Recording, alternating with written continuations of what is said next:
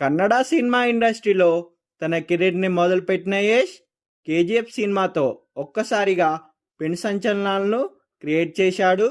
ఆ సినిమా ఇచ్చిన రిజల్ట్తో ఆయన ఓవర్ నైట్లో పాన్ ఇండియా స్టార్గా ఎదిగిపోయాడు. ప్రస్తుతం ఆయన టాక్సిక్ అనే సినిమా చేస్తున్నాడు. ఈ సినిమా వచ్చే వారం రిలీజ్ కానుంది. ఈ నేపథ్యంలో ఈ సినిమాకి సంబంధించిన సెన్సార్ అయితే పూర్తయింది. సెన్సార్ బోర్డు సభ్యులు ఈ సినిమాకి ఏ సర్టిఫికేట్ ఇచ్చారు. ఇందులో కొన్ని బోల్డ్ సన్నివేశాలు, వైలెంట్ సీన్స్ ఉండడం వల్ల దానికి ఈ సర్టిఫికేట్ ఇచ్చినట్లు తెలియజేశారు. ఇక సెన్సార్ వాళ్ళు ఇచ్చిన రిపోర్టు ప్రకారం ఈ సినిమా నెక్స్ట్ లెవెల్లో ఉండబోతుందనే విషయం అయితే చాలా స్పష్టంగా అర్థమవుతుంది. ఈ సినిమాలో యష్ చాలా అద్భుతంగా కనిపించారని చెప్తున్నారు. పాజిటివ్, నెగటివ్ రెండు క్యారెక్టర్లో కూడా తన నట విశ్వరూపం చూపించారట. ముఖ్యంగా సెకండ్ హాఫ్లో వచ్చే కొన్ని యాక్షన్ ఎపిసోడ్స్ సినిమా మొత్తానికి హైలైట్గా నిలవబోతున్నాయని వాళ్ళు కామెంట్ చేస్తున్నారు.